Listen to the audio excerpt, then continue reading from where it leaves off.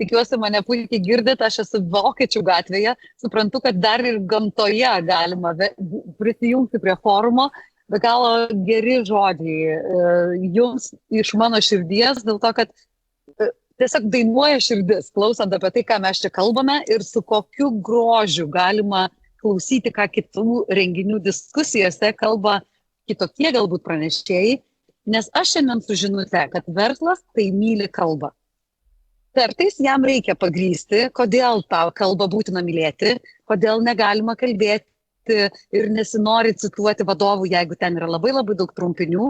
Ir beje, didžiausias dabar vargas būna paaiškinti vadovams, kodėl trumpiniais negalime rašyti pranešimų žiniasklaidai, kodėl trumpinių nededame į straipsnius tam tikrus. Jie sako, taigi čia yra mūsų kalba. Ir čia noriu, gal čia netgi atskiro forumo, tema bus, nes turime organizacijose dvi kalbas. Yra vidinė kalba ir yra išoriai skirta kalba.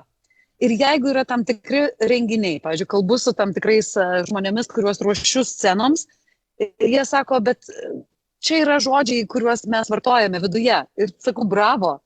Tai jeigu tai nėra renginys jūsų organizacijai, o tai yra bendras renginys, į kurį gali ateiti žmonės ir ne iš jūsų organizacijos, jie jūsų nesupras. Tai tam tikri, ir sakau, man labiausiai kliūva trumpiniai, tie yra 3 raidžių, tam tikri, kur jiems tai yra kasdienybė, jie susirinkimuose taip kalba. Pagalvokit apie tuos žmonės, kurie yra nauji darbovietėse, kuriems reikia adaptuotis ir prisitaikyti prie to, apie ką mes čia kalbame. Ir kaip jiems yra nesmagu, o kai tu atsistoji ant scenos, arba kai tu esi tas, kuris kalba citatomis, nes yra cituojamas televizijos laidose, yra tikrai labai sudėtinga. Tai tą meilę verslui mes ir rodome per tą tokį kalbėkime taip, kaip žurnalistai norėtų jūs paimti.